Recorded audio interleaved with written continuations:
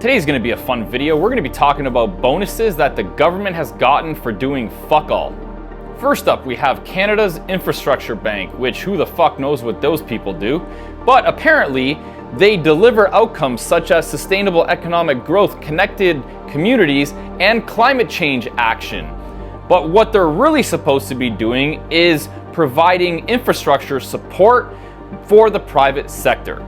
Now, to give you a little bit more context, the bank was launched in 2017 by Parliament with $35 billion to attract private investment in building new public works. $35 billion. Guess who that came from? So then you might ask, $35 billion, that's a lot of fucking money. They must be accomplishing something. Well, the answer to that question is no. They haven't completed one fucking project since 2017. So then you might ask, well, there's no way that these people got bonuses for running this bank.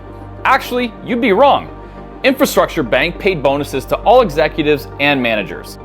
And just when you thought it couldn't get any more ridiculous, despite a Commons Committee recommendation that Parliament close the bank, they kept it open.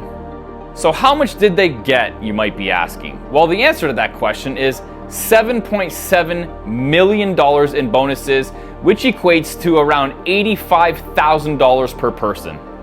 Moving on to the next point of fuckery, we have CMHC, which sole goal is to keep affordability in the housing market and to make sure that more people can afford homes in Canada.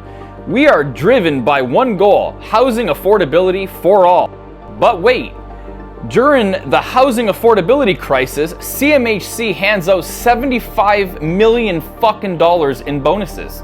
And check this out, read below. The Canadian Mortgage and Housing Corporation distributed nearly $27 million in bonuses, and its executives' average pay increased to almost $700,000 in 2022.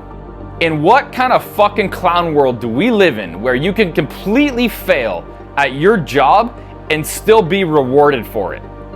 Well, this sums it up. This is another example of the government rewarding failure with taxpayer funded bonuses. And in case you forgot, let me remind you, since the start of 2020, CMHC has given out $75 million in bonuses while the country was dealing with a housing affordability crisis. And moving right along, we have our good friends at the Bank of Canada, where staff received $26.7 million in bonuses and raises in 2022.